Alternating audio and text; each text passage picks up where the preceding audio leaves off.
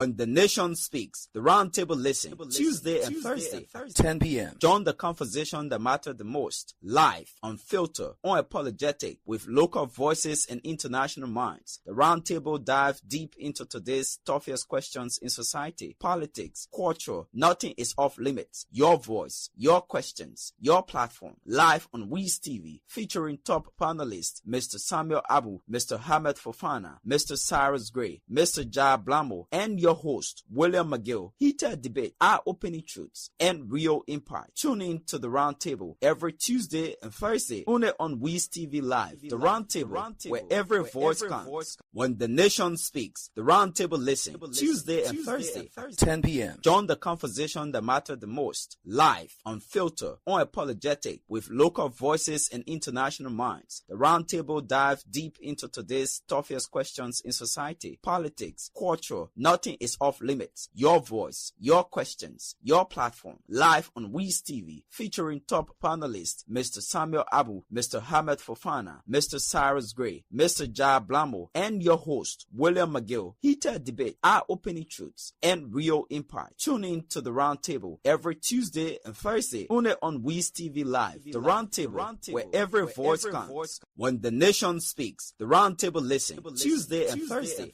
10 p.m. Join the conversation that matter the most, live, unfiltered, unapologetic, with local voices and international minds. The Roundtable dive deep into today's toughest questions. At the rehab office of the president. Today is Friday, and October 24th. Today is celebrated as United Nations Day. Wherever you are, however you're listening, whether you're in the counties or in the diaspora, we'd like to welcome you to this edition of our weekly press briefing. And the reason why we are at an unusual location, one press briefing ago we were here, so today we had just returned from Agidi County, where His Excellency President Joseph Boakai had gone to join the United Nations in celebration of the United Nations Day. It's been a very busy week, as always, for His Excellency the President. And the President sees his activities in the interest of working for the Liberian people. The President is active in moving and pushing forward the country's agenda, the agenda for which he was elected for. The President Week, as I mentioned, has been really busy with the receipt of ambassadors and other members of the diplomatic community who had come to present their letters of credence. As you know, letters of credence presentations are presentations that the President will receive if a new ambassador is appointed by the country and accredited near Monrovia, where they will come to the country and present the credence. And for this week, His Excellency received in audience the ambassador designate of the Kingdom of Spain, the Islamic Republic of Pakistan, the Republic of Philippines, the Republic of Ghana, and the Republic of Mali first. And the following day, the President also received in audience two ambassadors, the ambassador designate of the Commonwealth of Australia and the United Mexican State. And those letters presentations were all presented to His Excellency at the Executive Mansion.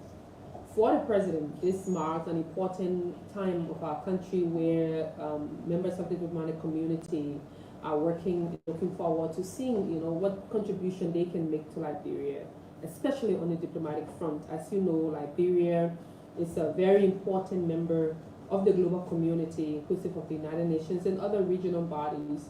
So with the presentation of letters of credence, he believes that this is also in contribution to our growing image globally, and how Liberia is positioning herself to be a major player in the world.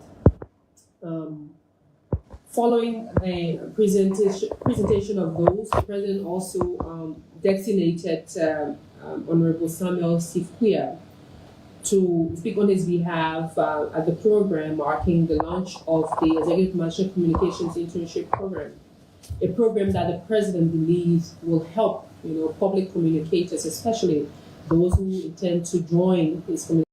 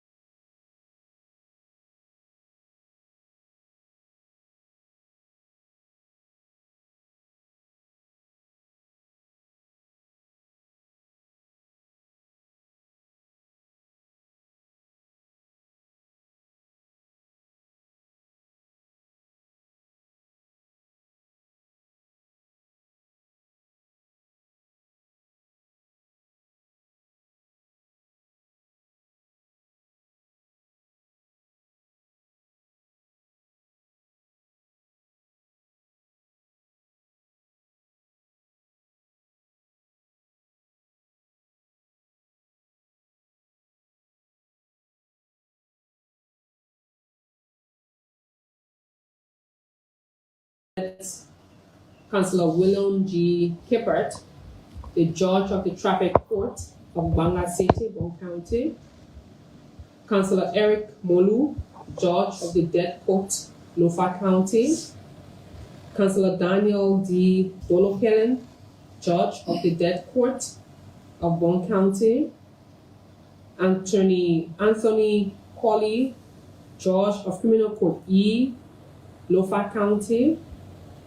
And Councillor Rennie O. Moses, Judge of Criminal Court E, Grand Jide counties. And these nominations are expected to go to the Senate for confirmation hearing. As per the Constitution, these nominations will definitely require confirmation hearing by the Liberian Senate.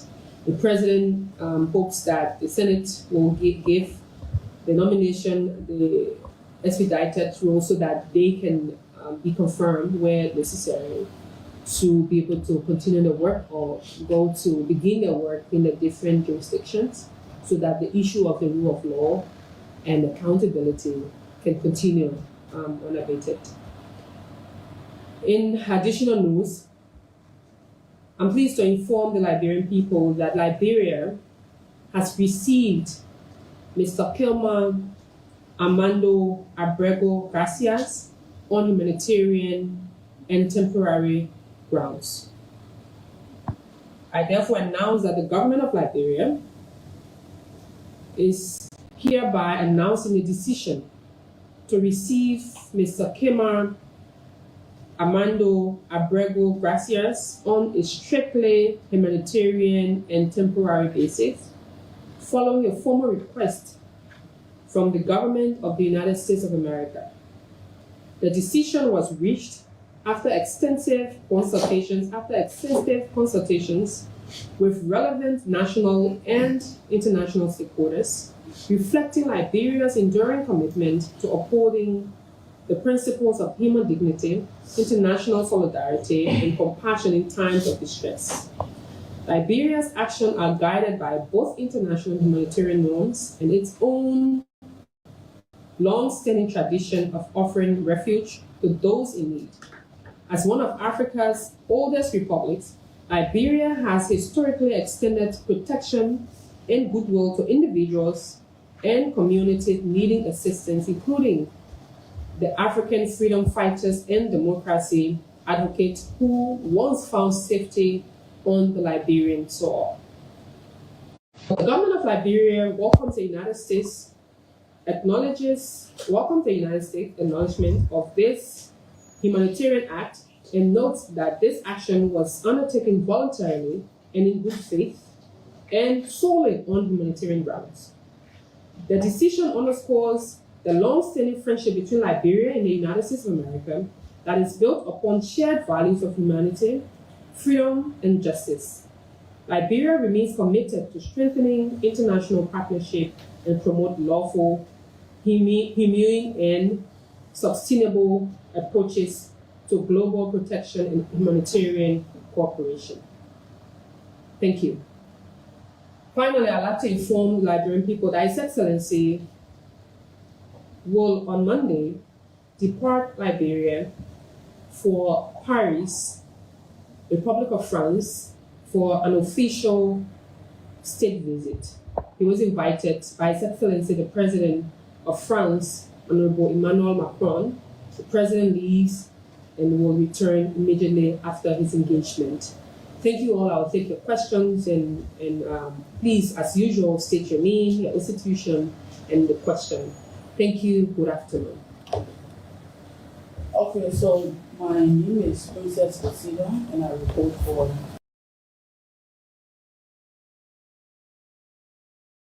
Caucus would have told us about the complex being built in Foya, but since they didn't mention I have to add it here, so because we want to know the source of funding.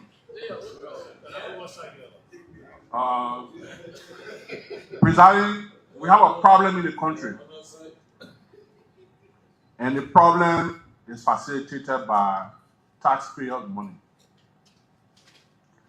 Our Ministry of Information has turned to a platform to attack critical voices in the country. It started with Senator Amar Conan when his sister was sick in the hospital in America, dying from cancer. And he raised an issue in line with his legislative function. He was attacked by the Ministry of Information. Senator Creighton Duncan raised a critical issue. He was attacked by the Ministry of Information. Former President Weah, when he spoke, he was mentioned that he had mosquito brains by the Ministry of Information. When Alexander Cummings spoke, his height was measured, even though he's taller than President Boakai, but his height was used to determine his comments by the Ministry of Information. When Bishop Cotto Brown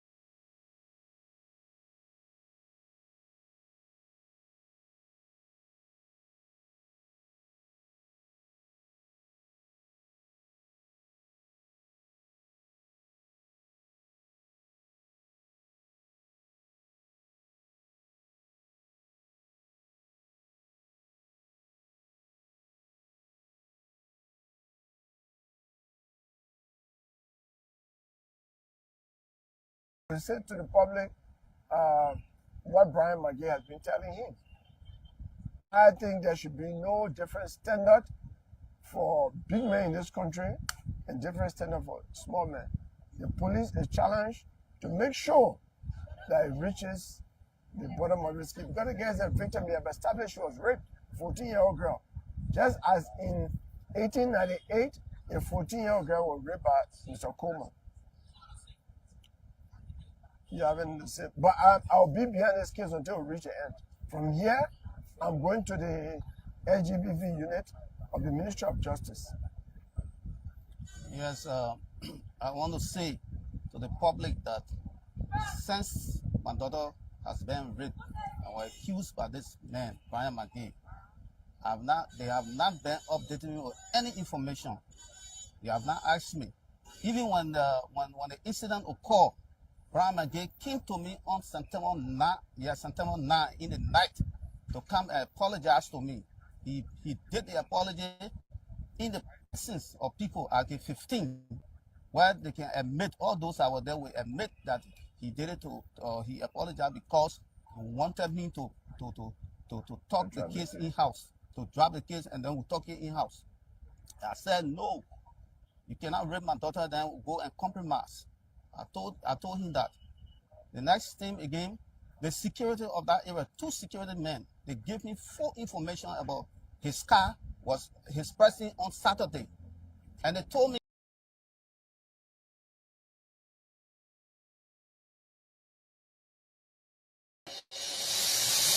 I can't stand no more, cause I'm a fool.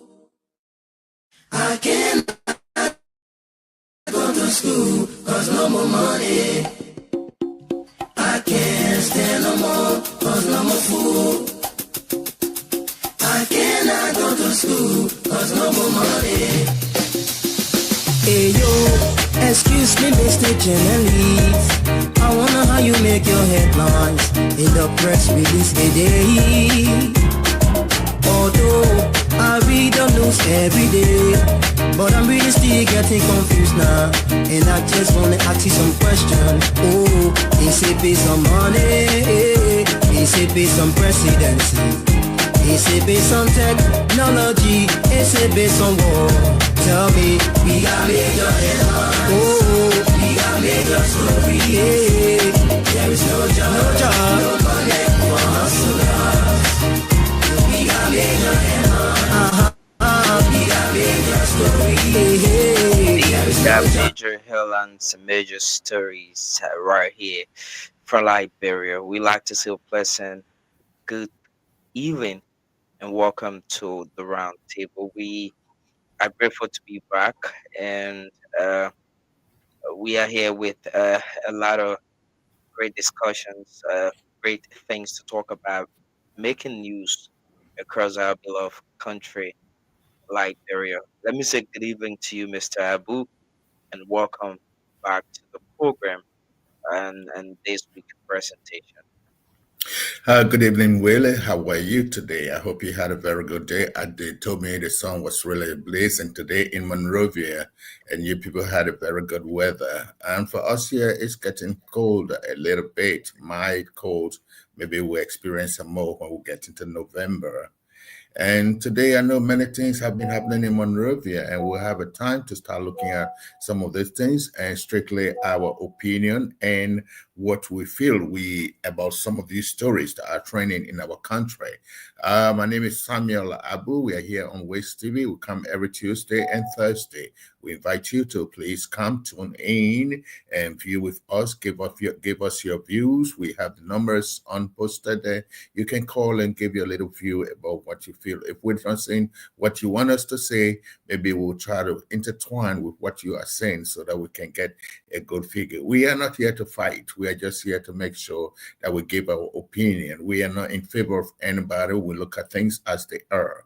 You may not agree for the reasons why they happen, but I mean, we look at the rationale behind what is happening. So, Willem, what do we have for today? Basically, tonight we will look at the recent appointments being made by the Liberian government, His Excellency President Joseph Boakai, and it's something that shocked a lot of people.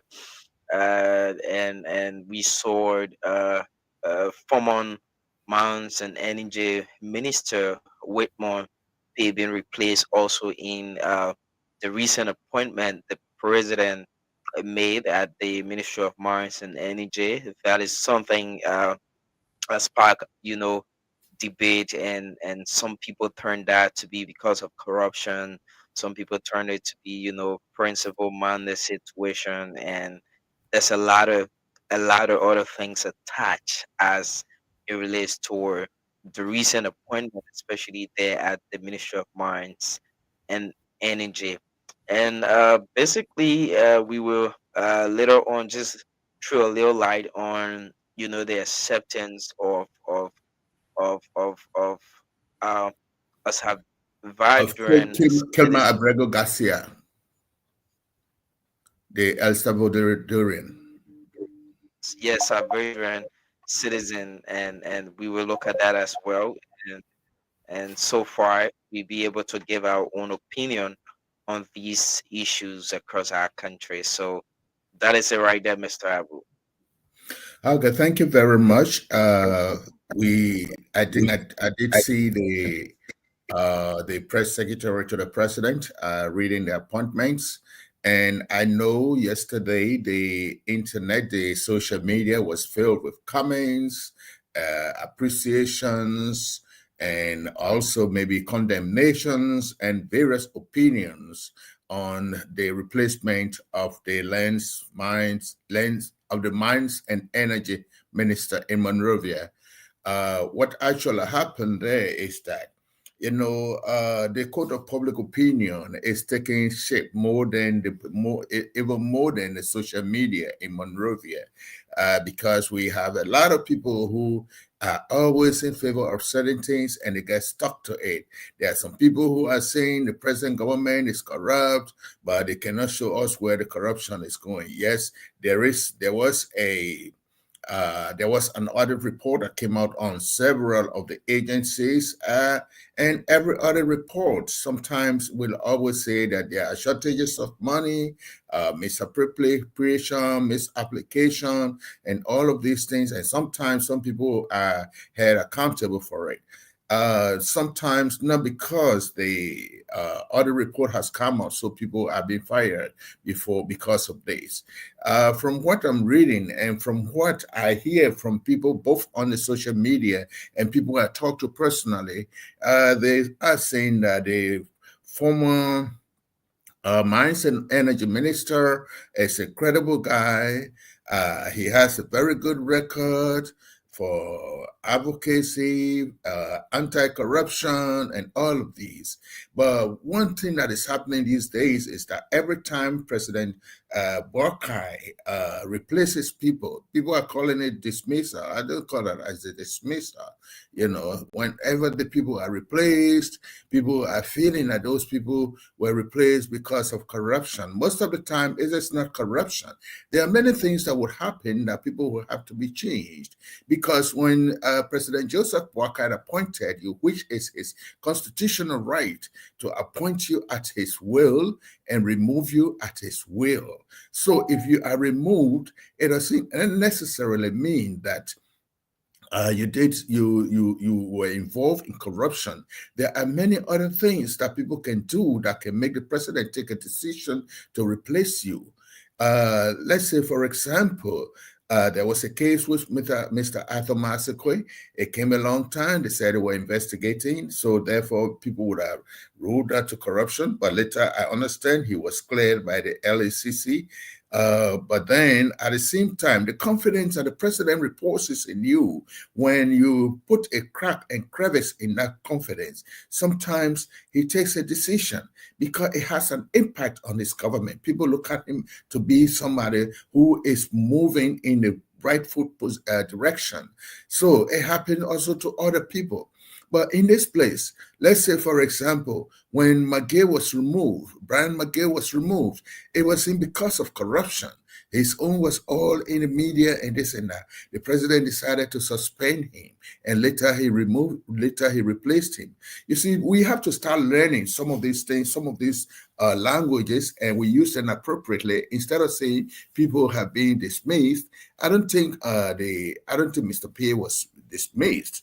I think he was absolutely just replaced because this is something that we call a reshuffle in government.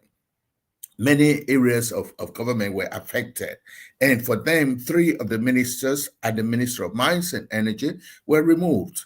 Okay, the president really would not owe us any explanation as to why he removed them, because this is let's say it is his constitutional duty to appoint and to remove you or to replace you or to fire you.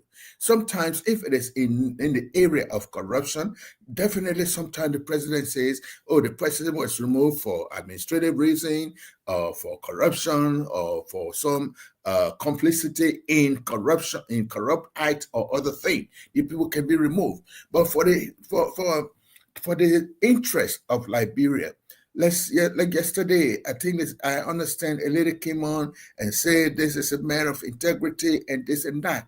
And all they had to do was to think that he was removed because he either have stolen money or he has done this. No, there are many things that people can do.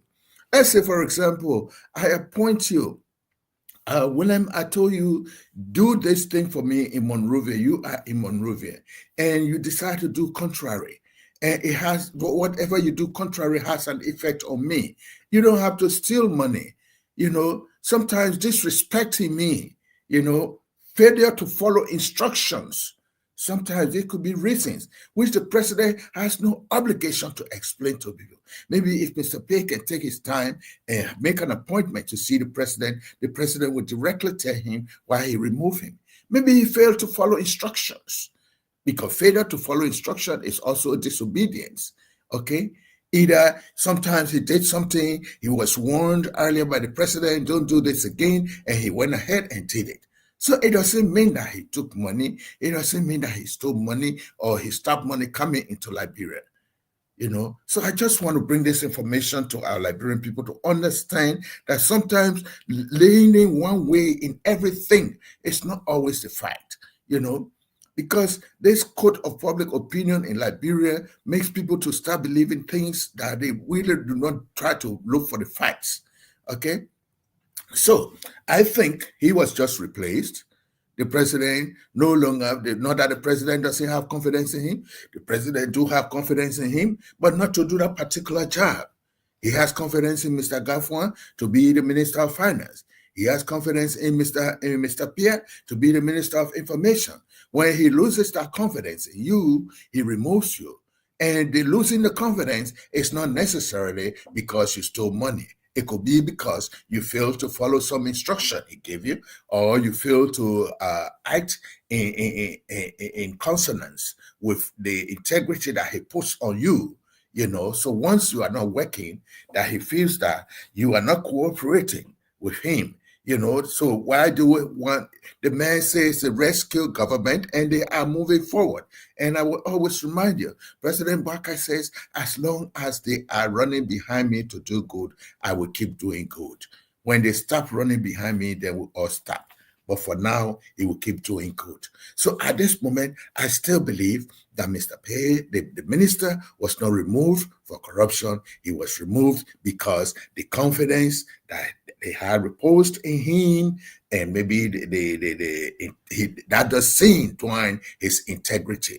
There are some people who can have very, very good records.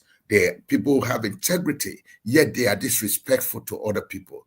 You can know you can have all the education, but if you look down on people, sometimes you disrespect, you disobey people, you do not respect people's own rights and other things. Your education is really not too good, you know, because you have to understand the rights of other people. Where your rights end, that's where the rights of other people begin, no matter what kind of people they are, you know. So he may not have been removed for corruption, and I still want to stand that there are many other reasons that he was removed for.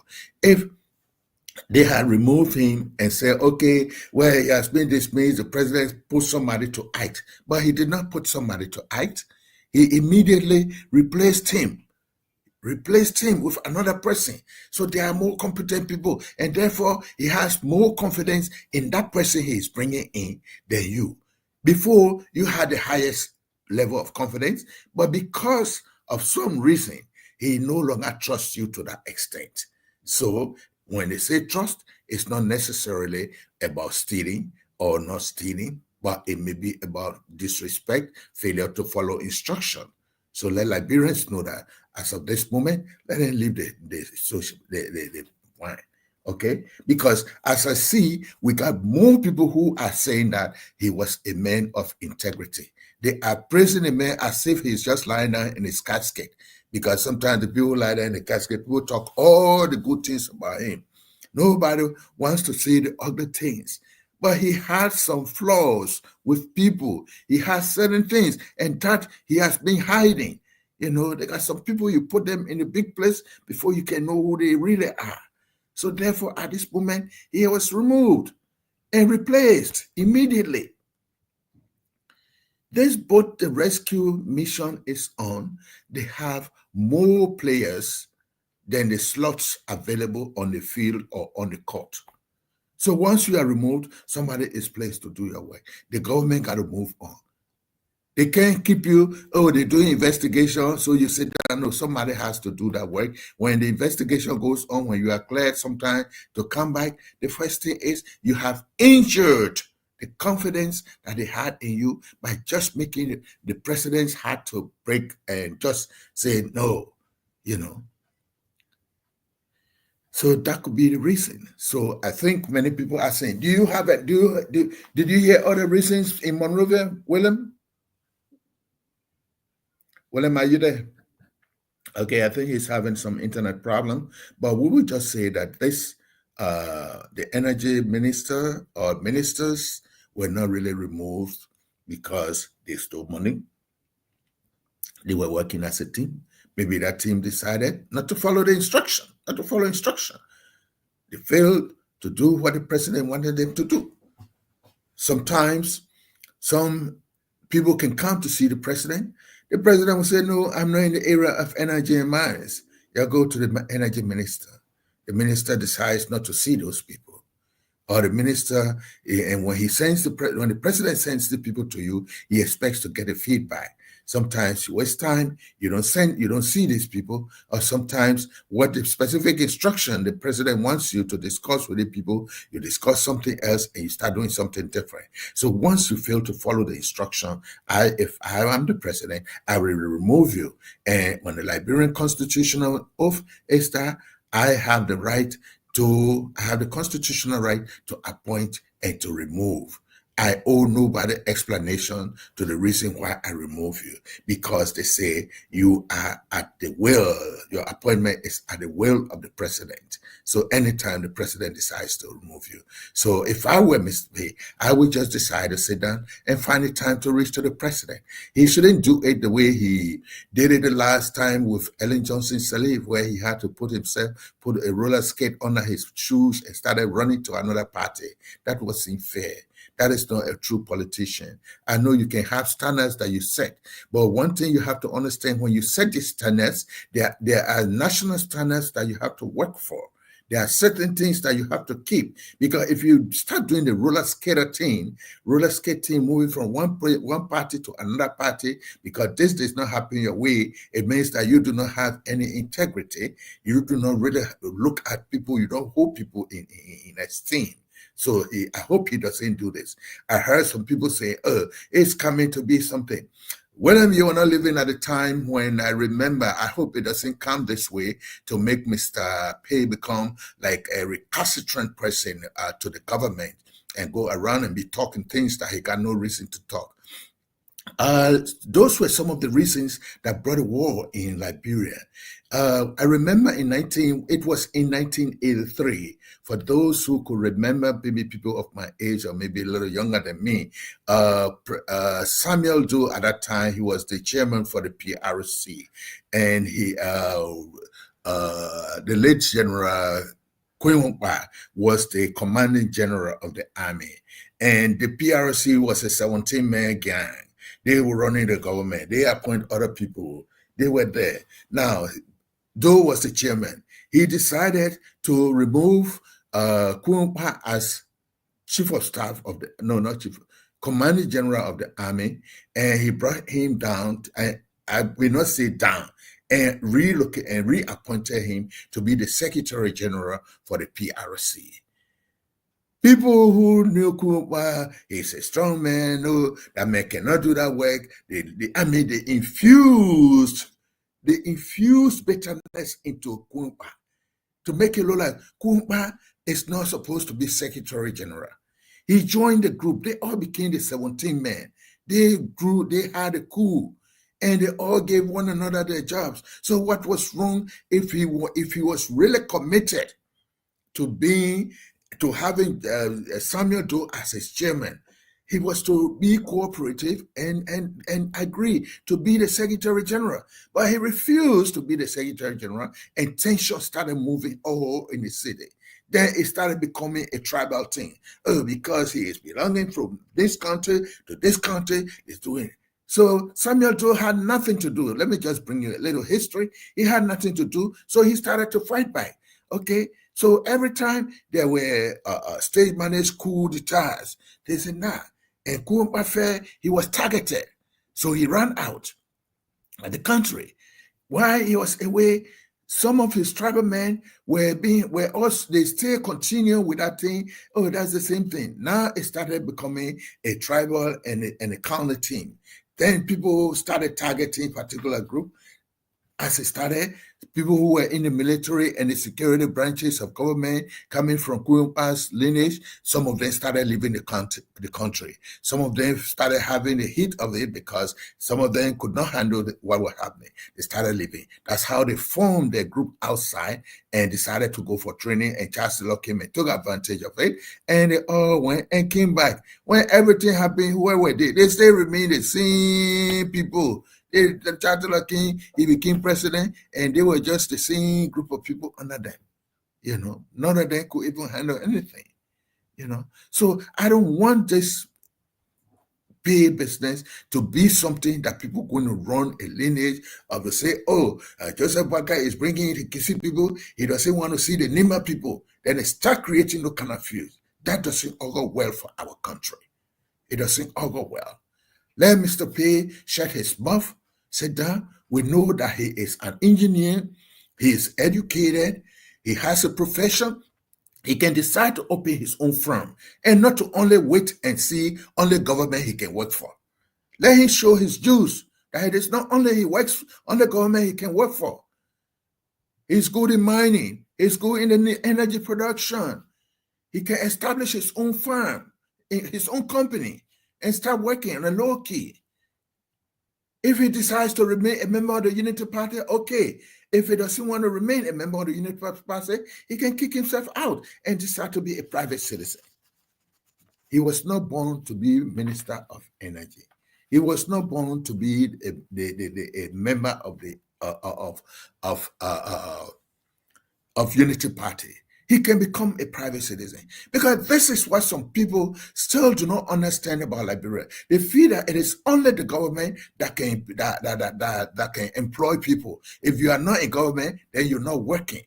As I always give you the example, somebody will be down Waterside or Ronald Street with a big table market with everything on it. Sometimes every day he makes about $15,000, $20,000.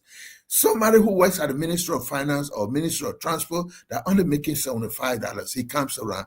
And that person who is having that big market table will tell him, oh, you are alright because you are working, you know. But if you are having a big market table, that man who makes $75 doesn't even equal 1/10 of it every month. And this is the business you leave from in the morning. You leave from it in the morning, you leave from your house and come to do it. You spend the whole day there until in the night, then you go home. Then you still say you're not working. It's because you have to learn some business strategies. These banking institutions that are giving loans, they need to start having financial advices for some of these businesses, these little businesses. Put them to class and teach them. They must learn to put themselves on salary. Not only Susu card. Susu card doesn't make profit. That you're seeing money you put it in just because you're acting like you're able to keep your own money. Somebody must keep it for you, you know. So let's do it. George Oponwe had all that money. He came, he became president. All he could do for his supporters was to put them in government. Now another government comes, they remove them, they don't have the job. If George Weah was going to open companies with his money in Liberia instead of in other places, in Liberia, and employ some of these people, most of the people, even after government changes, they are still strong, they will still be strong. They wouldn't be running behind protesters every day. They want to protest, and everything the new government is doing, all they have to do, that is our project. We started this project. What were you? That was the government. It was your responsibility to begin projects. If you can't finish when your time is over, we are not going to extend that goalpost for you. That's simply because you decided to do the route from Monrovia to Kakata. You didn't finish it, so we will extend your time so you can finish it. No. We're not going to extend that goalpost for you. So when we are in government, wherever we are able to make money, let's start doing small businesses and establish companies. Mr. Pay has so many friends who are also engineers. They are geologists. They could get together and form their own geological service, or they can decide to make consultancy with some of the mineral miners or the miners around the country. They could make it and be a company for themselves, and not to only sit down and think that because they move them out of government, it is a grudge that is moving them out. Mr. Pay, I can tell you, the president doesn't hate you. Maybe you just did a little mistake, but if you sit down and soberly think, you can understand what happened. Maybe you thought that it could not have meant anything for you to be removed, but for the president, it meant something big to him. It meant something to his character. You know, what people look at him, you know, and whatever you did, it is not only you who knew about it, other friends knew about it, other professionals knew about it, that they would have assumed that the president will remove you for that, or if the president doesn't remove you, they call him a weakling. And our president doesn't want to be called a weakling because he knows he's doing his work. So I would just advise Mr. Former Minister, just look for a way you establish a company or start doing your own business. If you don't want to be a member of the Unity Party, you get out. You are not compelled to work in government. You are a Liberian. Of course, it is your responsibility that if you have an opportunity, it must be an opportunity that knocks at your door to allow you to work in government. But if you do not have that opportunity at this time, quit. Look for something else to do. Don't put on the roller skate to say you want to run to another party. Stay where you are. Because you joined Unity Party because you believed in their principles. Except you tell me that situations can make your principles to falter.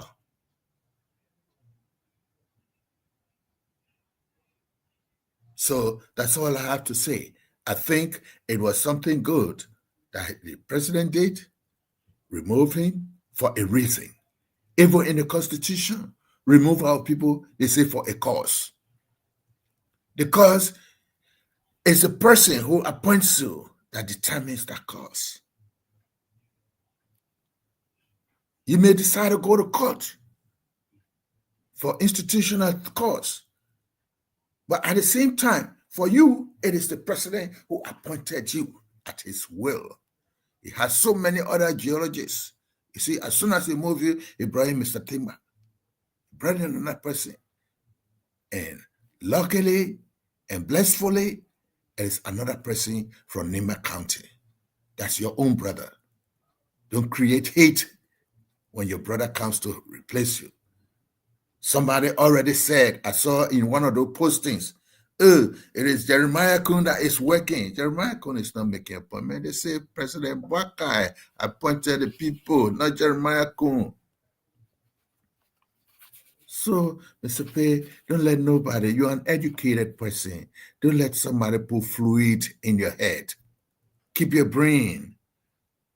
Don't let your brain become a fluid that will start affecting you and infecting your way of thinking.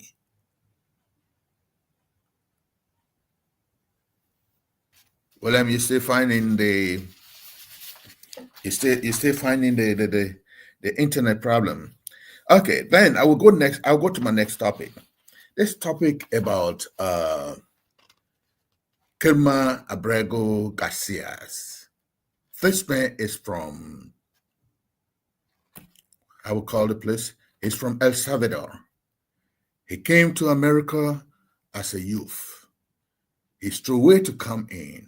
He was undocumented.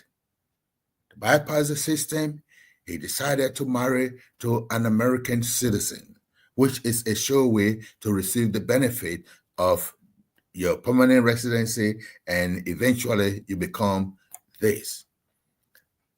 Gracia has got into trouble, immigration trouble.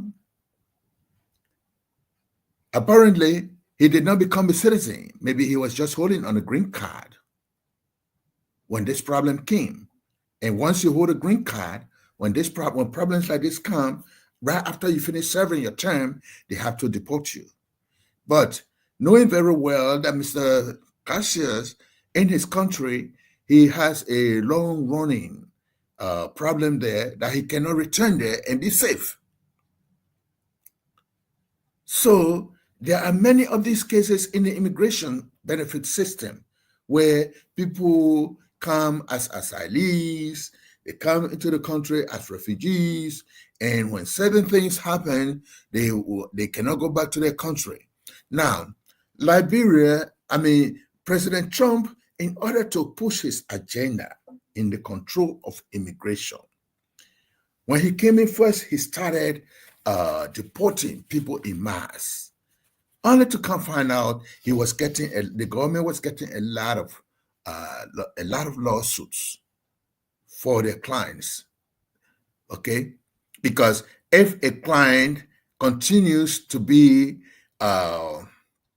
having a problem in his country that he cannot return there, you cannot force him back there, or else you are going against the 1951 Geneva Convention for refugees and asylees. So I hear many countries in Africa. What did Mr. Trump do? Mr. Trump decided that the countries that will receive, that will agree, they call this whole program the Safe Third Country, the Safe Third Country Agreement, the Safe Third Country Agreement. So when a country agrees to sign this pact with the United States, they say that the agreement, the country will receive financial and technical assistance to strengthen the border management and asylum system in their country. Now, many African countries started running because, as usual, the African countries start coming because they think they are going to get financial aid or financial compensation from the United States government. Okay, so they say President Trump received his earlier strategy of pushing the third-party countries to accept migrants. Nearly a dozen nations, including Costa Rica, El Salvador, Eswatini, Mexico, Panama, Rwanda, South Sudan, Uganda, Ghana, and presently Liberia, they all accepted because they want to get this thing. Okay, we agree, yes. I heard the press secretary say, oh, Liberia used to accept this and that. Those were in the 60s, in the 70s, and the early 80s. The 70s and the early 80s. People came from South Africa. People came from Sudan. Some came and went to school. They provided everything. But some people must understand what is it to live as a refugee in another country, especially when the country is also another poor country. Liberia agreed to take it, they say, strictly on humanitarian basis. But they must understand that there will be critics that will come in and tell us, okay, is your human rights system in the country safe? If that man comes to your country, what do you have available for him? Are you going to provide him housing? Is he coming under a refugee status? Because if we are going to be giving refugee status to people who are going to deport into our country, what happens to our own refugees who are in other countries? We may say that Liberia is safe. Yes, Liberia is safe. But yes, Liberia is safe. But how safe is Liberia? We're having protests. Liberia, I saw someone came on, they say Liberia has been removed, has been put among the Western countries that is very safe around the world. Yes, we agree with that. But some people still go to bed without eating. You know, safety is just more than not hearing guns shooting. It's more than when you can get up and go out and come back. We still have Liberia not having a third shift. Everybody closed in by 11 o'clock, Liberia is closed down, totally locked down. 11 o'clock, you get on the road, you can't even see a car to take you somewhere. You go to the hospitals, nothing happening there. You go to the security post, you see all of them sleeping because activities come to a standstill. So safety, when they say the country is safe, it is not necessarily because we don't hear guns shooting. Okay. Now, we agreed to take Gracias after they say a lot of diplomatic arrangements and talks and other things. Okay. But this is the agreement that reinforces the country's commitment to international law and humanitarian principles while ensuring the strong national safeguards. Now, as this man they are bringing, they are saying that this man is of national threat in his home country, which is El Salvador. So if he coming to Liberia, we agreed. How are we going to, that particular man, he's coming to Liberia, he already has a bad record. They say he belonged to gangs. We're already having a problem with our own Zogos in the country. We're already having a problem, not because we have not had coup d'etats, we have not had these. Liberians don't want to go to war anymore. But when we start bringing these people in, some of these people, they are highly classed. They live in high-class prisons here in America, you know, and they come into your country. How are we going to police them? You know, we say we want them to live freely. Yes, when they come easily to integrate into the Liberian system, it's easy. Liberia is a place where everybody, they say everybody is a Liberian. Yes, we agree. But everybody is called, every Fulani man there, after they have bought all the land in Liberia, we still call them Jalo. Every Fulani man is called Jalo in Liberia. They will know their name is Barry, their name is so, their name is this, but Liberian man will always call them Jalo. Every Ghanaian woman is called Fanti woman, a Fanti woman. So until we have to step beyond these, learn to understand that when we come to America, we come here. Some people look at us, the Americans, all they have to do is that they ask you, are you African? Are you from Africa? Because many of them do not know that we have different countries in Africa. They believe that just as how we have America, where when you're in Pennsylvania, you're a US man, you're in UK, you're in Chicago, you're in Illinois, you're in all of these states, you are still American. So when we come, they call us African. So sometimes you have to tell them, no, I'm from Liberia. Oh, no, I'm from Nigeria. There are a few countries in Africa that the Americans know by heart. If you call other countries, except those who have gone to school, they will know where the countries are. But many of them, just like even in Liberia, some people think that Americans know too much about Liberia, but we are lying. Americans don't know about Liberia. You always have to tell them the story about Liberia. You always have to tell them the story, you know, because they don't know where Liberia is. Some people will say Libya. Some people will say Nigeria. You got to pronounce it 3-4 times. You know, you got to tell them why our flag has one star and looking like the American flag. You have to be able to make that connection. So it takes them, some of them, you have to talk to them before they make the research to know where is Liberia, you know. So what I'm saying here is that they say the man was accepted by Liberia on the ground of the commitment to cooperate under the 1951 UN Convention on Refugees. We agree. The safe third world country sometimes becomes critical. What about if, because this is one man, we are talking about him. This pact that has been signed is not only for him. It's saying that Liberia will continue to receive the people. They will continue to receive people. But then, when they want to rush them out of America, he's already in Liberia, according to what the press secretary said. And in America, they were announcing that he will be there before the 30th or by the 31st of October, but he's there already. Now, so what are we going to provide for him? Are we accepting him as a refugee, or are we going to accept him? His lawyers come, they say they want to challenge it because he's already out of the country. Do we have the court system? Do we have the trained judges to look at his case from a square point of view? You know,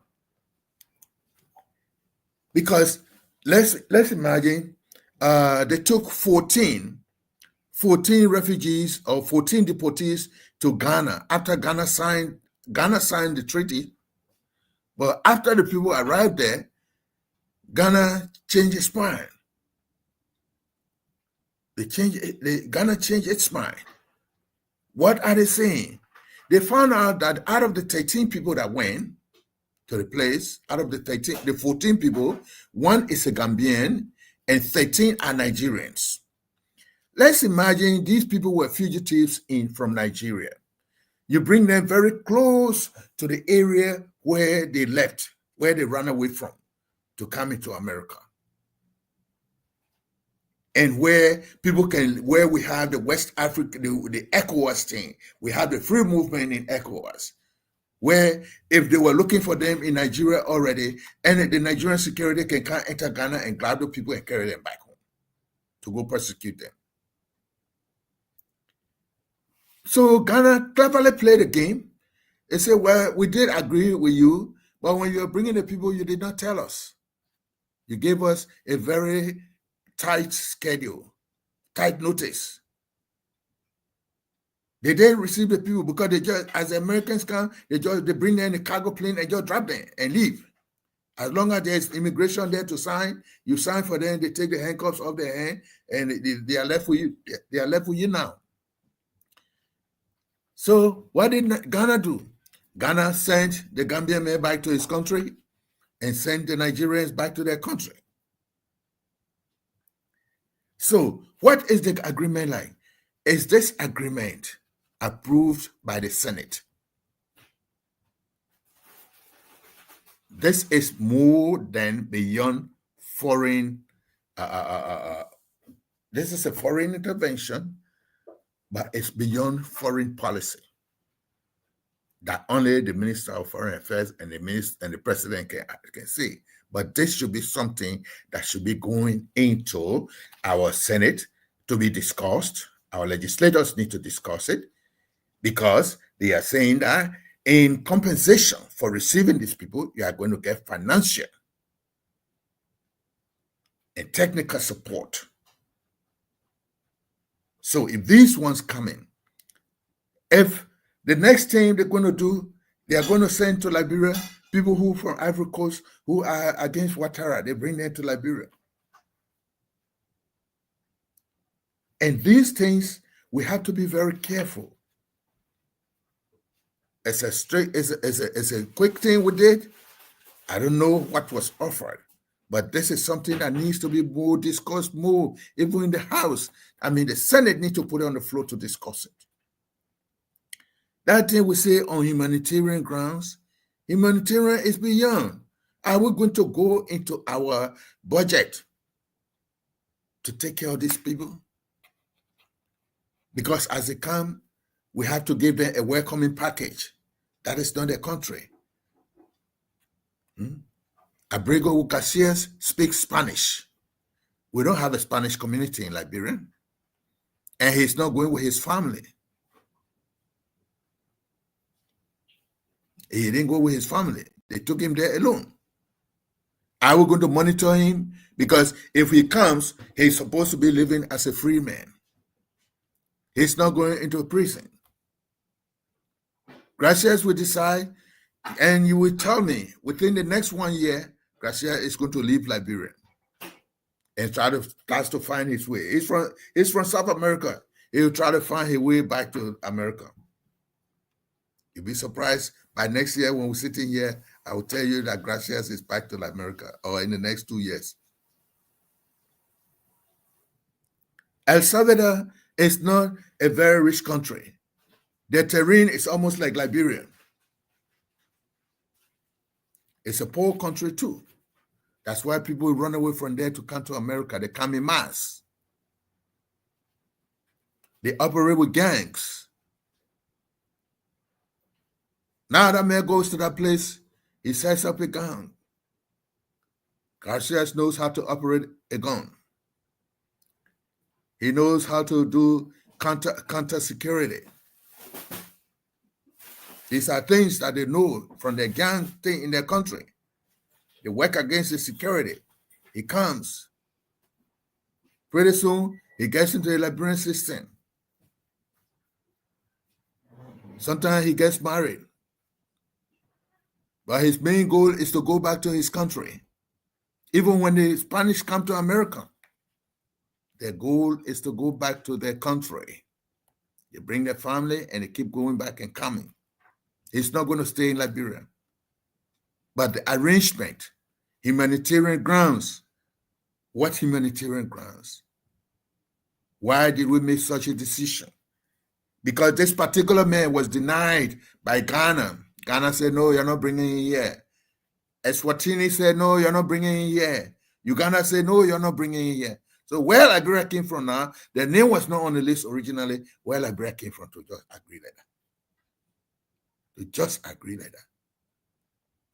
Because once you agree to take a deportee of another nationality into your country, That means you are opening the pipeline for your own country deportees to be coming home. They'll be bringing them in mass.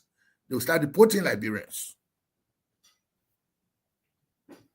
You'll see that. They're going to start deporting Liberians very soon. Because as long as you have opened that floodgate, Garcia, who comes from El Salvador, he did bad to his country and left and came to America.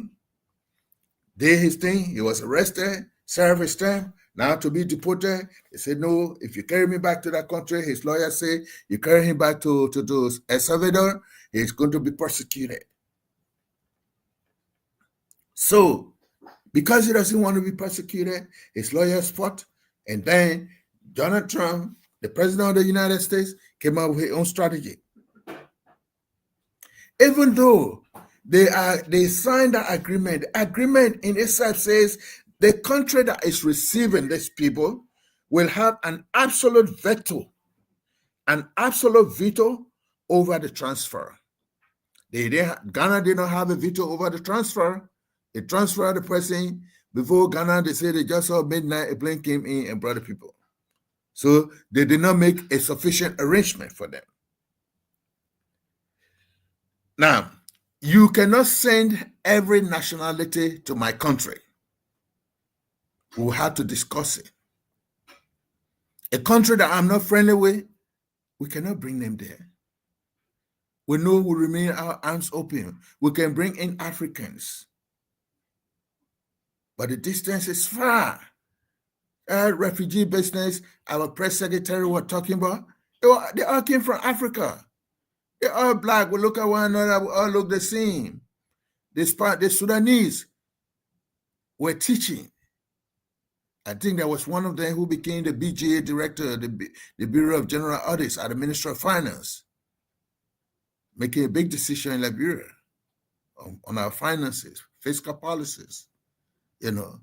Then they had, many of them were teaching. Some of them attended Cardinal University. Many of them attended University of Liberia. Some became businessmen, but living at a modest life.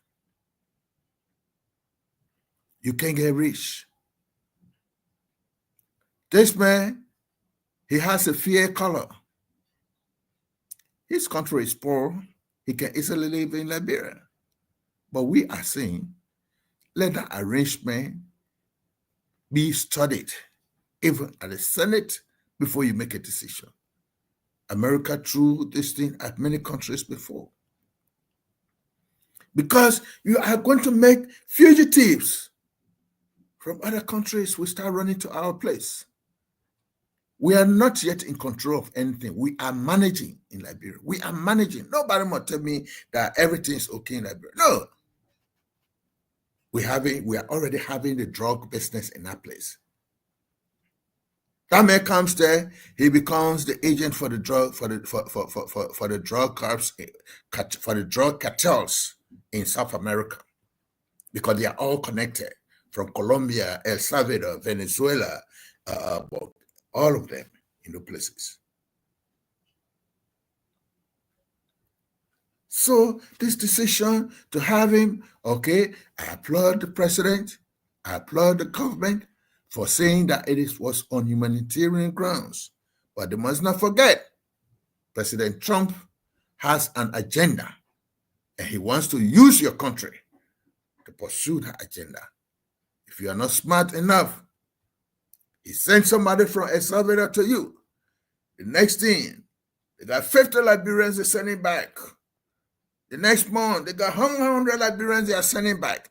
Because I did hear that they are going to start reviewing the benefits that they have given to some people, that is green cards and other things. They are going to review and investigate. Those who are getting benefits because of family reunion, those who come here and get married to American citizens, or who American citizens go and marry to them and come back here. After 1 year, they divorce. Immigration will suspect that they did it in order to evade the immigration process. They just investigated almost 1,000 cases like that in Minnesota. I saw that clip, where about 50% they say were all fraud marriages. In fact, another group, they went for their green card. The very day they went for their interview, they took them by surprise. We want to go see your house. We want to go see your house. They went there, the two of them not living together. They say they're married. So their own part, they just look for their trouble. Two of them, they are inside now waiting to be deported to wherever country they come from.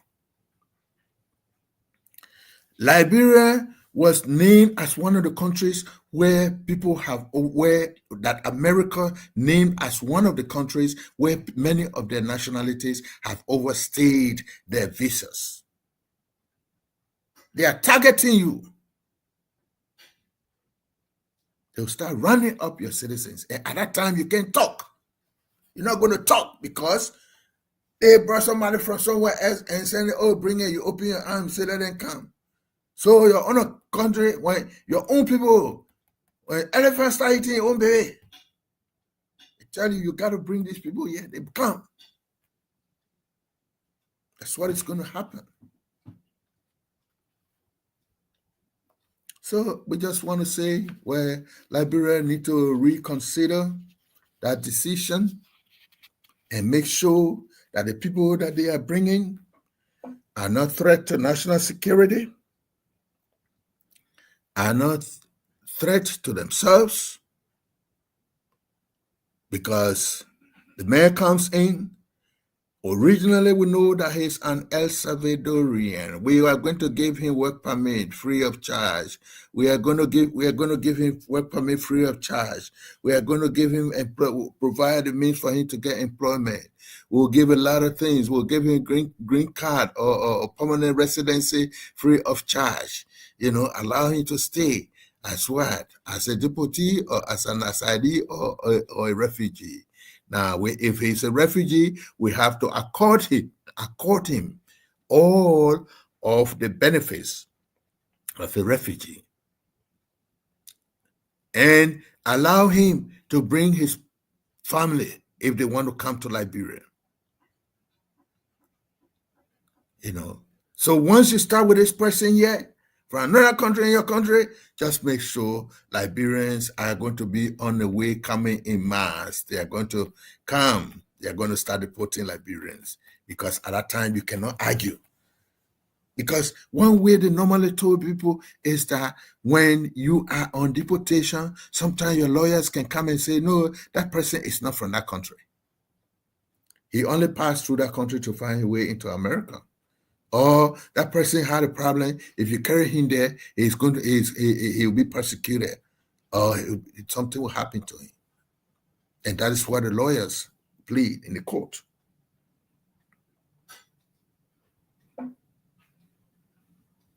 So all of these countries, they are seeking to facilitate the deportation program in order to earn goodwill in negotiation with the Trump administration on policies such as trade, maybe migration, and other aid. Because for the Trump administration, they believe that this agreement will help to relieve the pressure on the U.S. asylum system, especially in cases where the migrants cannot safely return home. They have identified, they say that you cannot safely return to your country of birth or your country of citizenship.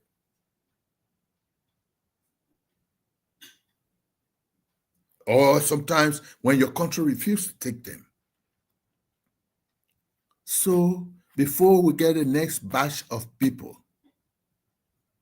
this man is a controversial person, refused by other African countries. And Liberia come up and put their hand and say, yes, we can take him. I don't know what was offered. I think this case need to be put on the legislative floor for debate. Not only for him, he is there already, but for future groups that they're going to be sending. Our population is already struggling.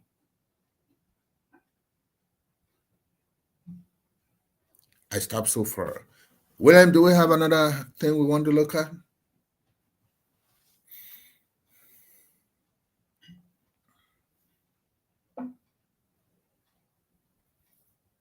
Because if we continue to bring these people, we should always understand that no person who is deemed to be a threat to public safety or national security must be allowed to be brought to our country. Because this whole thing is a kind of cruel and controversial.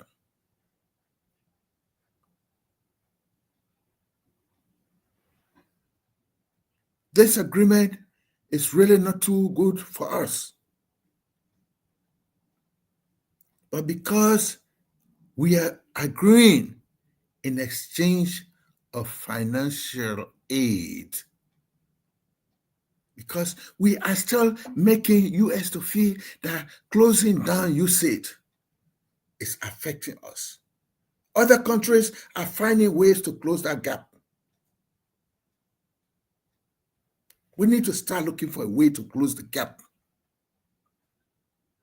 We have survived it for the last 7-8 months. Why must we try to go into it again? Go into aid, sign for people. Every information we receive on that man is an information that the US is going to package and send to us. But then, at the same time he comes, they are asking us to receive him, give him permanent residency, give him work authorization. But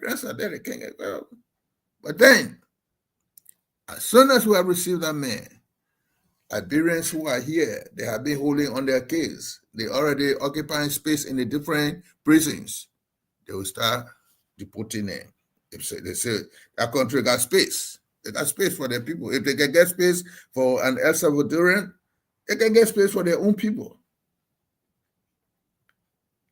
William, do we have another thing we want to look at today?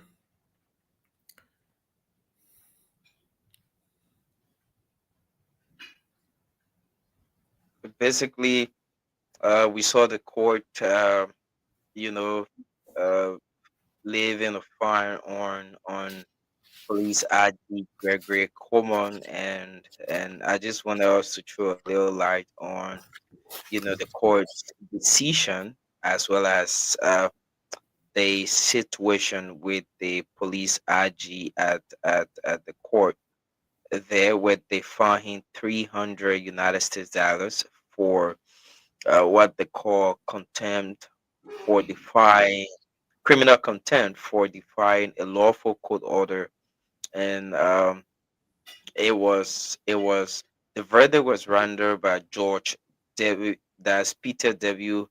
Benewele, and yeah, and they gave the police IG 72 hours. So the decision started to a civil case between the estates of Anton Keita and Mohamed Mara, and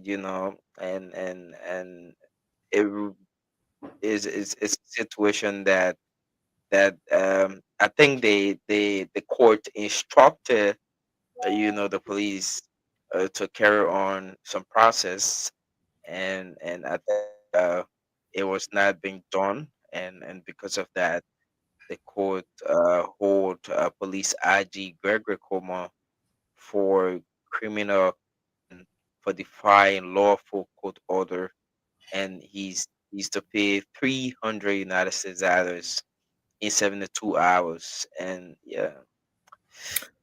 72 hours is quite a reasonable time, but then is the IG in Monrovia? I don't think he's in Monrovia. I think he came for a conference. He came for a conference somewhere in Colorado, and because he's not in the country, it was a judgment by default. if the court rendered a judgment and wanted it to be enforced by the police, and the police did not do it, all he needed to do was either to send, because in those cases, it was his name that was on the writ for being charged with to come or invited to the court to say why he must not be held in contempt, for refusing to carry on an order, a court order, which is the right of the court. He may plea when he comes, because the judge is not going to run after him. He's not there. He comes the 72 hours. That's the work of the judge, to give him a time to pay the money. But you're not going to expect the deputy chief of police to come and pay that money. No, it's a Gregory Coleman. But he's the head of the institution. So he has that 72 hours. And he can still come and say he was not in the country and show documents that will prove that he was not in the country. Okay? His passport, his visa, to see how long he stayed out of the country. At the time the court made a judgment, he was not there. So the judgment against the police director cannot be enforced. But we are just looking at something that we say, oh, the judge has done something big to say that. No. They can even hold any member of the House of Representatives in contempt. They call it a criminal contempt because they do not know the reason behind why he did not enforce it. Okay, I receive it late. Or the king, they deliver it to my office, but it was not brought to my attention. Those could be good reasons that he would give. They were not brought to his attention, or he received it late. Even though the bailiff who served the rate would have gone and say somebody signed for it, but sometimes it was not Gregory Coleman, somebody who has access to Gregory Coleman. Okay? But the judge, maybe his name has not been in the public for some time, so he think using the police director name, the police inspector name will make people to know that the man is working. They feel that they are changing a lot of judges. They are appointing new judges. But Gbenewala is one of the strong guys in that temple of justice. He's been there for a while. So we look at this thing. It's not really a big case. Anybody can find him. He may end up not paying. He may end up not paying, as long as he can give reasons why he was not there and promise that he will enforce that. He will enforce the court mandate. And that's all he needed to do, because they are finding him because he did not do it. They enforce it because they sent him because he did not do it. But why he did not do it, that's why they told him to come to the court to say why he must not be held in contempt. Because he did not do it, it's already a reason why he must be held in contempt. But the court says, come and tell us why we must not hold you in contempt. That is a civil case. It becomes a criminal contempt because they do not know the reason behind. Either he deliberately decided not to do it. He could come and say, well, it was not his doing, and pray the court to throw it out. But I know when the day he arrives, the journalists who will go to meet him at the airport, that's the first question they will ask him. They held you in contempt for $300. $300, that money for IG. Leave the man alone.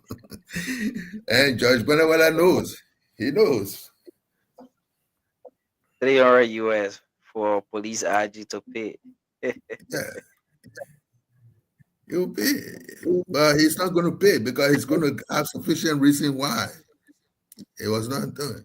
Sometimes he will say to brother, okay, because sometimes the police director, the police inspector is out of the country. Certain cases will come, they will deliberately, the acting IG will act on it, and some they will look at it and say, no, it is for the IG himself.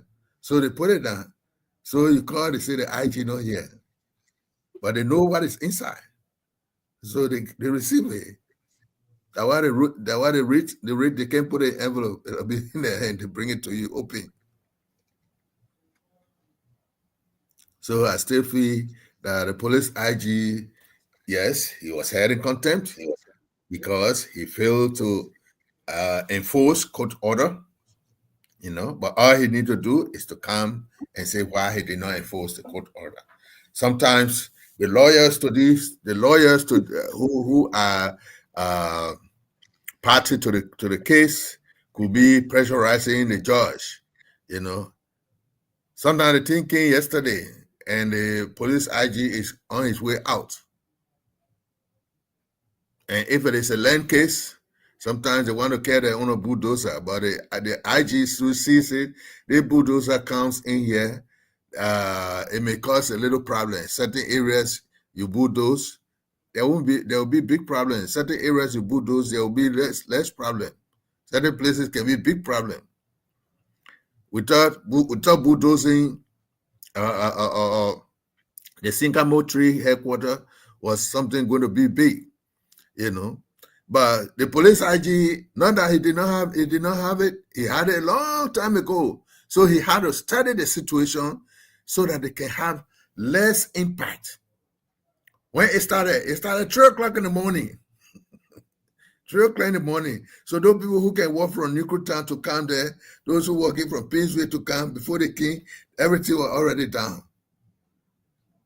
If they want fight, only the bulldozer they can fight.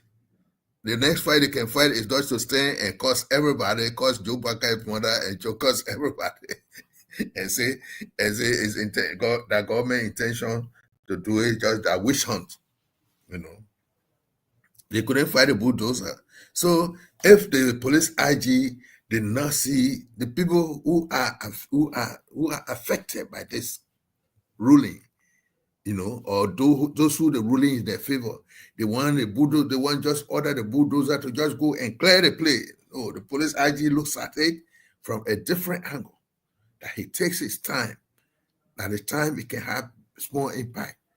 Sometimes go try to remind the people here got rich here. They say they come and break down your place here. They come and move all your houses. So you'll find a way. You'll get out. Because when we come here, we're not going to say, oh, my baby in the house, my this and that, the bulldozer are just running over everything. So that could be the reason too. Okay. So go. This house in Lofa County, this complex in Lofa County. Why are people still running behind this complex in Lofa County and think that it is a government project or it is a Joseph Boakai project? Have they really gone to the place and asked the contractors, who are you building this complex for? We are seeing in Monrovia, people are building big houses. Go, Kaluno, you see the houses that Kaluno building. You look at the houses that Nukwe is building. Look at the houses people building. Why, when the building goes to the home of the president, that you want to ask that it is the president or it is the government? The man said they know the source of they don't know the source. The person, it may be a private citizen who is doing it and says, well, you're gonna call my name, but let them reach to the contractors and ask the contractor who you're building this building, who they're building for, Everybody just say, can you imagine that it goes to the Capitol building, that Edwin Snowden operating in that Capitol building based on hearsay and this is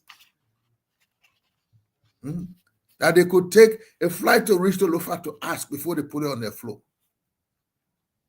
The Minister of Information say, the Press Secretary say, those are all hearsay and they say.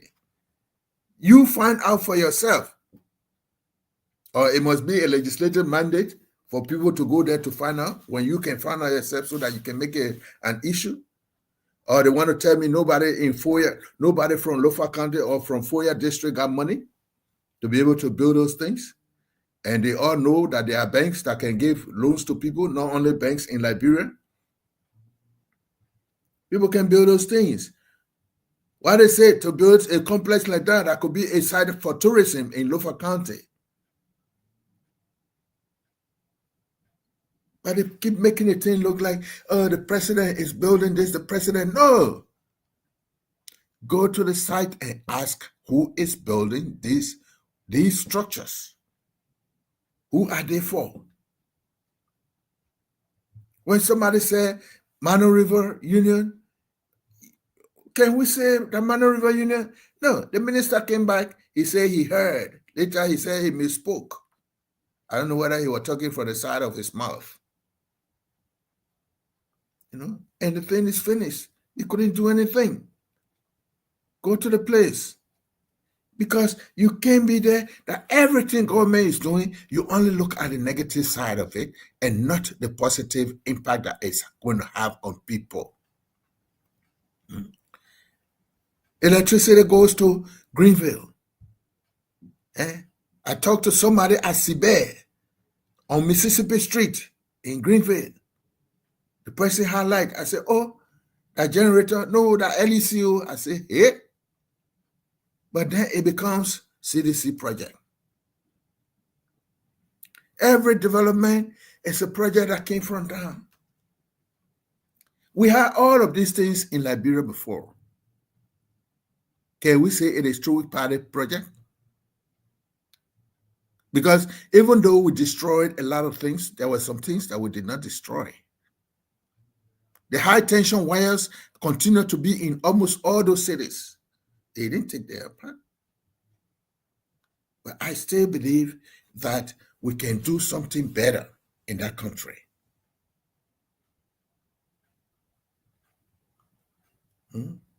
Electricity in Grand Cru. Electricity in Plebo. Kota Road going from place to place, where people say they used to spend 5 hours, 10 hours, this time they all showing it. They're going. You know, I don't know whether the grader, the other people who say they had a project, whether the grader were going there, the snake by the grader tire, that's why it didn't reach there. You know, it didn't reach there. But it still becomes that and you don't see a lot of you know these projects being talked about, especially from people in the opposition. Of lately, it's just been their focus on the presidential villa in Lofa. People talking about the project is worth 10 million and the source of the project. We see, you know, lights there in rural Liberia, in counties that never had lights, and these are things that, in as much as you don't support the government, but these are progress. These are developmental progress, and we can only have this country being developed if we all work together collectively. If we can work together collectively, we're gonna have progress in terms of development. And like you rightly said, Mr. Abu, if you want to know the source of whatever project, and Lofa, just take a trip to Lofa, ask the contractors, and if they don't tell you, you know, the source of the project, you still have to find some other alternative, especially for people that are in opposition. I think they should be able to understand and make their ways around to get hands-on information, you know, on these things that they want to talk about. And it will be really necessary if we Liberians start to talk about more good of our country on social media, places we go. And I think that alone will be able to encourage more people to come to Liberia and, you know, and see our country with a different mindset. Yeah, let's imagine, I think there was a technology hub that was built in Foya area. I think a certain perimeter. They say once you enter the perimeter, you have free internet service. You know, free internet service. That could be built in many places. But nobody is talking about it. You know, some of the people who are in Monrovia talking, development is going to their homes. They're not seeing it. You know, development is going to their homes. But they stay in Monrovia and make it look like when they were there sleeping on Jack-o'-lantern, electricity going there today. You know, it's something that they should be looking at good. Now, the next thing is, how are we going to decongest Monrovia? How can some of these people go back and I said before, people who got money need to establish businesses. And some of the businesses got to go in the interior. And people, we got to go behind it. Some companies go in the interior. If you come from Monrovia, you have an advantage that you are from Monrovia. They will employ you quicker than the locals. But we don't want to go to Monrovia. I mean, we don't want to go to Ganta. Go to Ganta. See the 3-star hotels, the 4-star hotels in Ganta. I slept in Ganta, a place they call how to call it? Some hotel. Is it Jackie? No, before getting into Jackie, Marquis or something like that. Yeah, you know. I slept there. I had a feeling like I was sleeping in the Marriott Hotel here in the United States. The electricity was regular, stable. They had internet in the building as stable. In the morning, I received my breakfast in my room.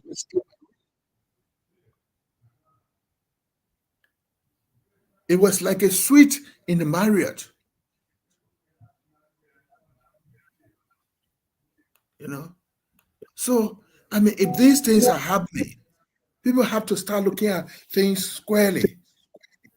Okay? So I think we have exhausted the time. And just to run up, Honorable former Minister of Mines and Energy, please do not put the roller skates on. Do not listen to the noise in the market. Sit down and have a sober reflection and really know why the president took this decision. It could be the president put you there for a term and the term is over.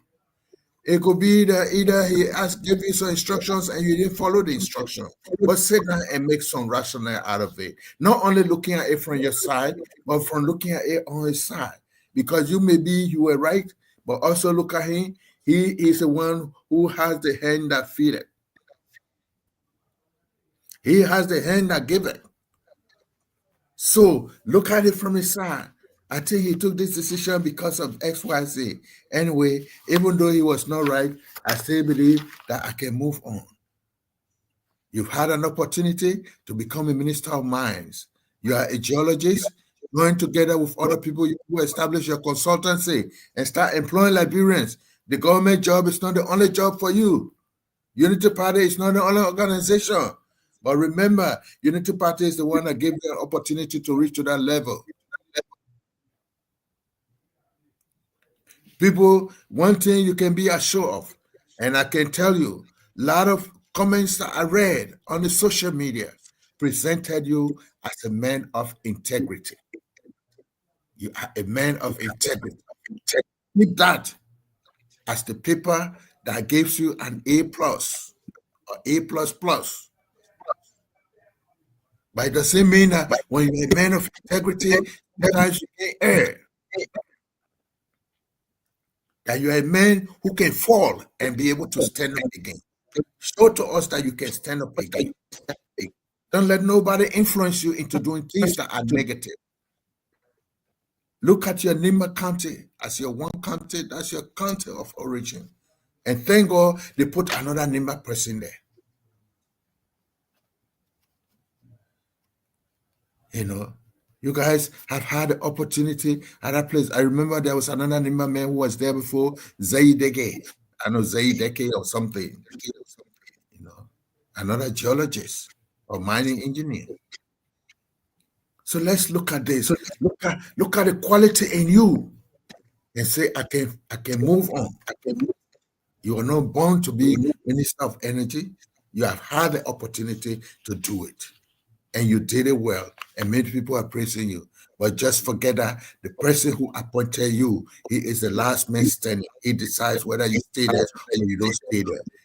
Sometimes when you have an opportunity to move on, you can ask him, or you can define, Papi, I did this because of this. If he did not follow instruction, you can give your justification, even though it will be late. It's too late. Now, let me tell you, these people our new citizen will bring it to Liberia, we call Kilma Abrego Garcia.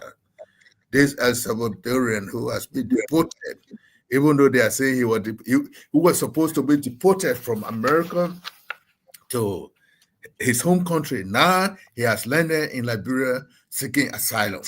And from accepting him means that we have accepted the asylum before the man even landed on the ground. We agreed to give him asylum before he landed on the ground. Now, are we going to go through the regular process that he has to see 1 or 2 years before we give him a permanent residency? Or just because he came through an agreement from the United States, so we're going to make his own process run more than the Nigerian man who has come to Liberia, more than the Sierra Leone who came to Liberia, or people who come from other countries to Liberia? Treat him as an asylee. When we come here as asylee, sometimes you wait almost 1 year. But it's like you already granted him asylum before he landed. But you have to wait to study him before you give him permanent residency. Consider him. If you know him, always be cautious that he may not be a threat to national security. And you got to understand how you treat him. He has come there to live, and he must live under Liberian laws. When he causes trouble, he must go to jail. Don't look at him to say, oh, this man that U.S. people saying, yeah, no, U.S. are saying one thing that what they're saying out. He has no U.S. connection. He lived in U.S. illegally. So, and again, I want to request that if we have to consider more people coming to Liberia, especially on this program, we must also understand that Liberians are going to be, America is going to start deporting a lot of Liberians, because as long as you take somebody from another country, you allow them to be deported to your country, that means you got space for your own citizens, and they will be bringing people. And my last one is, Mr. Dillon, I think you're in Foreign Affairs Committee in the House, in the Senate. I think you got a request for this thing here to go on the Senate floor. You're discussing. Look at it. Look at the implications, both positive and negative, before we can continue to allow people to be deported. Hold on this one person until we go through that process. We know the president is the head for the foreign service policy of our country, but it has to be approved. That's why even when the ambassador is appointed, they go to you people to confirm him. So we still want to say thank you for tonight, for all of you out there who have been listening to us. We hope to come back here on Thursday with some more information or more analysis on some of the things. If you did not agree with us, you can go to Wiz TV online and give your comments, and we'll be able to address them appropriately. My name is Samuel Abu, and I've been here with William McGill, my Monrovia-based editor. So we stay here. I want to say thank you to you, William. And thanks to you, my audience. Thank you so much, Mr. Abu. Thank you so much for always coming on. And we like to say thanks to all of you for following us tonight on the Roundtable. We return on Thursday at 10 p.m. Liberia time, 6 p.m. the U.S. time. Until we talk on Thursday, we'd like to bid you a wonderful good night from our end. Thanks so much for following, and keep following Wiz TV.